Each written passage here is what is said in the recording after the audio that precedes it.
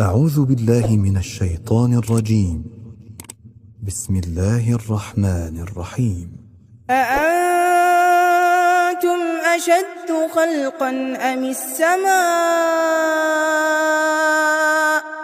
بناها رفع سمكها فسواها وأغطش ليلها وأخرج ضحاها والأرض بعد ذلك دحاها أخرج منها ماءها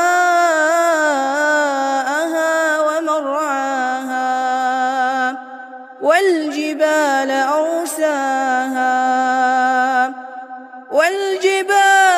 أرساها متاعا لكم ولأنعامكم فإذا جاءت